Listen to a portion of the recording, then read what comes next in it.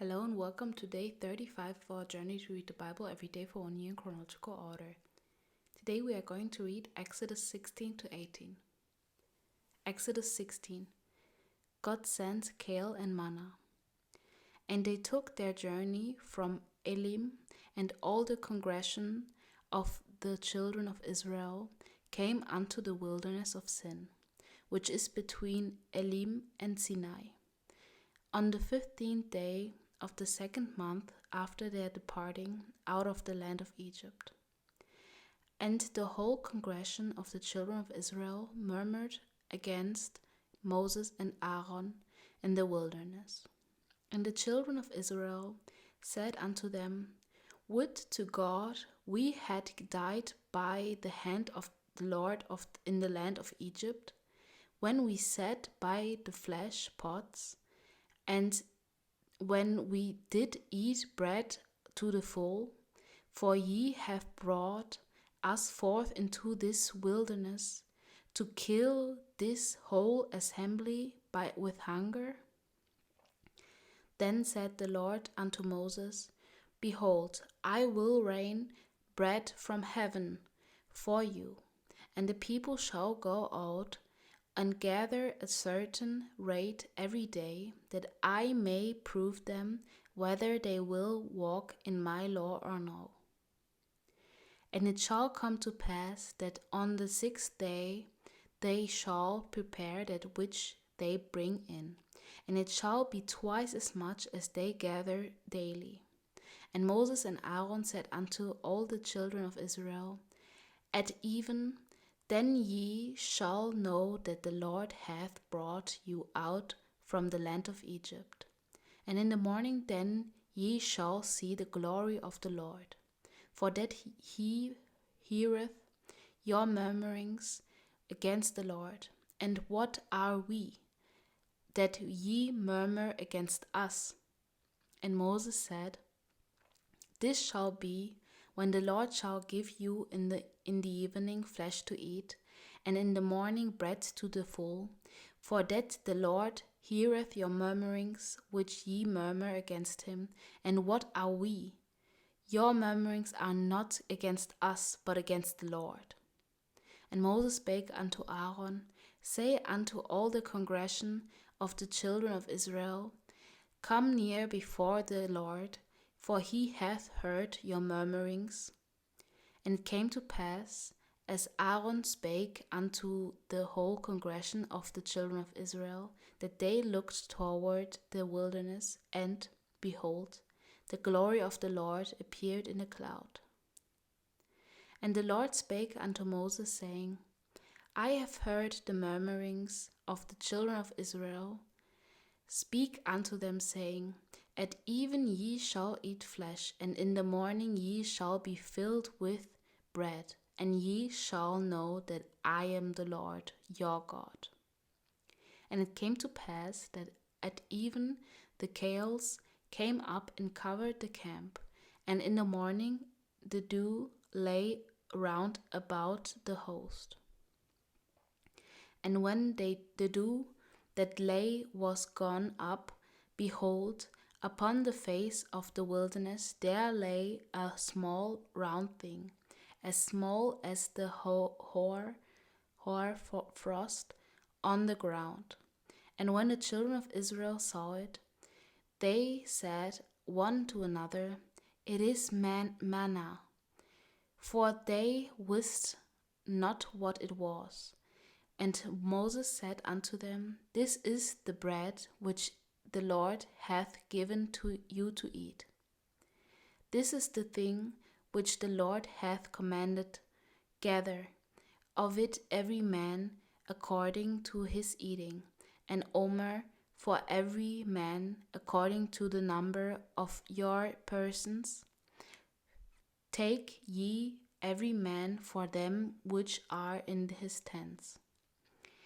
And the children of Israel did so, and gathered some more, some less. And when they did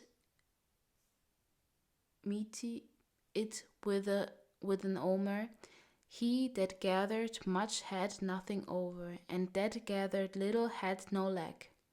they gathered every man according to his eating. And Moses said, Let no man leave off it till the morning. Notwithstanding, they hearkened not unto Moses, but some of them left off it until the morning, and it bred worms and stank, and Moses was wroth with them. And they gathered in it every morning, every man according to his eating, and when the sun waxed hot, it melted. And it came to pass that on the 6th day they gathered twice as much bread, 2 omers for one man, and all the rulers of the congregation came and told Moses. And he said unto them, This is that which the Lord hath said. Tomorrow is the rest of the holy Sabbath unto the Lord. Bake that which ye will bake today, and seethe that ye will seethe, and that which remaineth overlay up for you to be kept until the morning. And they laid it up till the morning, as Moses bade, and it did not stink, neither was there any worm therein. And Moses said, Eat that today, for today is a Sabbath unto the Lord. Today ye shall not find it in the field. 6 days ye shall gather it, but on the 7th day, which is the Sabbath, in it there shall be none. And it came to pass that there went out some of the people on the 7th day for to gather, and they found none. And the Lord said unto Moses, How long refuse ye to keep my commandments and my laws? See, for that the Lord hath given you the Sabbath, therefore he giveth you on the 6th day the bread of 2 days. Abide ye every man in his place, let no man go out of his place on the 7th day. So the people rested on the 7th day, and the house of Israel called the name thereof manna. And it was like coriander seed, white, and the taste of it was like wafers made with honey. An omer of manna is preserved. And Moses said, This is the thing which the Lord commandeth. Fill an omer of it to be kept for your generations, that they may see the bread wherewith I have fed you in the wilderness, when I brought you forth from the land of Egypt. And Moses said unto Aaron, Take a pot, and put an omer full of manna therein, and lay it up before the Lord to be kept for your generations. As the Lord commanded Moses, so Aaron laid it up before the testimony to be kept. And the children of Israel did eat manna 40 years, until they came to a land inhabited. They did eat manna until they came unto the borders of the land of Canaan. Now an omer is the 10th part of an ephah.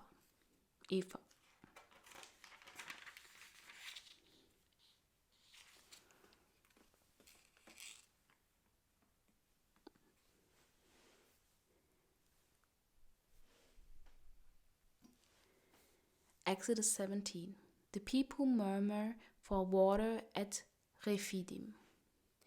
And all the congregations of the children of Israel journeyed from the wilderness of Sin, after their journeys, according to the commandment of the Lord, and pitched in Rephidim, and there was no water for the people to drink. Wherefore the people did chide with Moses, and said, Give us water, that we may drink. And Moses said unto them, Why chide ye with me? Wherefore do ye tempt the Lord? And the people thirsted there for water, and the people murmured against Moses and said, Wherefore this that thou hast brought us up out of Egypt to, to, to kill us and our children and our cattle with thirst? And Moses cried unto the Lord, saying, What shall I do unto this people? They be almost ready to stone me. And the Lord said unto Moses, Go on before the people, and take with thee of the elders of Israel and thy rod, wherewith thou smotest the river, take in thine hand, and go. Behold, I will stand before thee there upon the rock in Horeb, and thou shalt smite the rock, and there shall come waters out of it, that the people may drink. And Moses did so in the sight of the elders of Israel. And he called the name of the place Mazzah and Meribah, because of the chiding of the children of Israel, and because they tempted the Lord, saying, Is the Lord among us or not? Amalek is conquered. Then came Amalek and fought with Israel in Rephidim. And Moses said unto Joshua, Choose us out men, and go out, fight with Amalek tomorrow. I will stand on the top of the hill with the rod of God in mine hand. So Joshua did as Moses had said to him, and fought with Amalek, and Moses, Aaron, and Hur went up to the top of the hill. And it came to pass, when Moses held up his hand, that Israel prevailed, and when he let down his hand, Amalek prevailed. But Moses' hands were heavy, and they took a stone and put it under him, and he sat thereon. And Aaron and Hur stayed up his hands, the one on the one side, and the other on the other side. And his hands were steady until the going down of the sun. And Joshua discomfited Amalek and his people with the edge of the sword. And the Lord said unto Moses, Write this for a memorial in a book, and rehearse it in the ears of Joshua. For I will utterly put out the remembrance of Amalek from under heaven. And Moses built an altar, and called the name of it Jehovah Nissi. For he said, Because the Lord hath sworn that the Lord will have war with Amalek from generation to generation. Exodus 18. Jethro brings to Moses his wife and 2 sons. When Jethro, the priest of Midian, Moses' father-in-law, heard of all that God had done for Moses and for Israel his people, and that the Lord had brought Israel out of Egypt, then Jethro, Moses' father-in-law, took Zipporah, Moses' wife, after he had sent her back, and her 2 sons, of which the name of the one was Gershom, for he said, I have been an alien in a strange land, and the name of the other was Eliezer, for the God of my father said he was mine help, and delivered me from the sword of Pharaoh. And Jethro, Moses' father-in-law, came with his sons and his wife unto Moses into the wilderness, where he encamped at the mount of God. And he said unto Moses, I, thy father-in-law Jethro, am come unto thee and thy wife and her 2 sons with her. Moses entertains Jethro. And Moses went out to meet his father-in-law and did obeisance and kissed him, and they asked each other of their welfare. And they came into the tent, and to the Egyptians. No, I skipped one. Tent. And Moses told his father-in-law all that the Lord had done unto Pharaoh and to the Egyptians for Israel's sake, and all the travail that had come upon them by the way, and how the Lord delivered them. And Jethro rejoiced for all the goodness which the Lord had done to Israel, whom he had delivered out of the hand of the Egyptians. And Jethro said, Blessed be the Lord who hath delivered you out of the hand of the Egyptians, and out of the hand of Pharaoh, who hath delivered the people from under the hand of the Egyptians. Now I know that the Lord is greater than all gods, for in the thing wherein they dealt proudly he was above them. And Jethro, Moses' father-in-law, took a burnt offering and sacrifices for God. And Aaron came and all the elders of Israel to eat bread with Moses, father-in-law, before God. Moses judges the people. And it came to pass on the morrow that Moses sat to judge the people, and the people stood by Moses from the morning and unto the evening. And when Moses' father-in-law saw all that he did to the people, he said, What is this thing that thou doest to the people? Why sittest thou thyself alone, and all the people stand by thee from morning unto even? And Moses said unto his father-in-law, Because the people come unto me to inquire of God. When they have a matter, they come unto me, and I judge between one and another, and I do make them know the statutes of God and his laws. And Moses' father-in-law said unto him, The thing that thou doest is not good. Thou wilt surely wear away both thou and this people that is with thee. For this thing is too heavy for thee. Thou art not able to perform in thyself alone. Hearken now unto my voice. I will give thee counsel, and God shall be with thee. Be thou for the people to Godward, that thou mayest bring the causes unto God. And thou shalt teach them ordinance and laws, and shalt shew them the way wherein they must walk, and the work that they must do.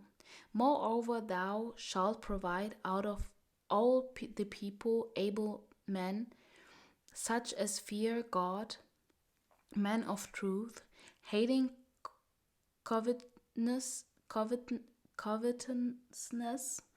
and people such over them, to be rulers of thousands, and rulers of hundreds, rulers of fifties, and rulers of tens. And let them judge the people at all seasons. And it shall be that every great matter they shall bring unto thee, but every small matter they shall judge. So shall it be easier for thyself, and they shall bear the burden with thee. If thou shalt do this thing, and God command thee so, then thou shalt be able to endure. And all this people shall also go to their place in peace. So Moses hearkened to the voice of his father-in-law, and did all that he had said. And Moses chose able men out of all Israel, and made them heads over the people, rulers of thousands, rulers of hundreds, rulers of fifties, and rulers of tens. And they judged the people at all seasons. The hard causes they brought unto Moses, but every small matter they judged themselves. And Moses let his father in law depart, and he went his way into his own land. And this was already everything for today. So here I mostly have something to say about something that was written in Exodus 16, which was somewhere back here. So it was verse 8 of Exodus 16. And Moses said, This shall be when the Lord shall give you in the evening flesh to eat, and in the morning bread to the full, for that the Lord heareth your murmurings, which ye murmur against him. And what are we? Your murmurings are not against us, but against the Lord. So I think that the last part is really important here. Your murmurings are not against us, but against the Lord. And by that I understand that, Moses is essentially just being the front man, I guess, of God's people on earth at this time, or more the person who is going to be the middleman between God and the people and the children of Israel. And so by murmuring and saying that they are afraid that they won't be full, or they are not full at the moment, and later that they can't drink or have nothing to drink, or I find it surprising that they still don't really grasp the idea of God in this situation, because maybe it's also because the plague that was happening in Egypt, it didn't affect really the children of Israel. So maybe it's because of that they don't really understand the power of God yet. But again, they went through the sea just by a rod being from God and being blessed by God, and they just went through the sea. So I guess they should know the power of God, and they are supposed to know the power of God by then, I guess. But they still question his purpose, their purpose. So the purpose that God had put on them, because they don't really understand. They could have also stayed slaves back in Egypt, because they didn't suffer that much. But again, they were slaves. So I found it weird, I guess, that they would say that, why did you take us out of Egypt? At least we were full. Yeah, you were full, but you had to work every day, and nothing good was ever happening because you were slaves, right? But also it's another time, so it's other circumstances, I guess. But I found it a bit sad also that they didn't really grasp the idea of God, I guess. Like I said before, they didn't really know yet what God was, even though they saw all that was happening. So that I found sad, but it's also like human nature, I guess. We don't really care about the higher purpose. Sometimes we just care about what we have now, how we are feeling now. We are not full, we are hungry. So what is going on? Whereas the God that you said was almighty and everything. And that I found sad. I just found it sad in that situation. But for this verse 8, I also want to put the color of the society here, because I think it's the same thing today. We still think, like I said, it's human nature that we want to feel good now. We want that God shows us everything He can do now and not later on. And I don't really have much to say about Exodus 17 and 18, because in 17 it just really repeats the same story of 16, sadly. The only good thing is that they conquered Amalek, and with the power of God again, and with the rod of God's rod for Moses, I guess. um, and then for 18, I also found it nice that that Moses' father-in-law really said that you have to also give work to the other people, because if not, you are essentially, well, getting burnt out, I guess. um in today's words, it's a burnout, I guess, because here he says that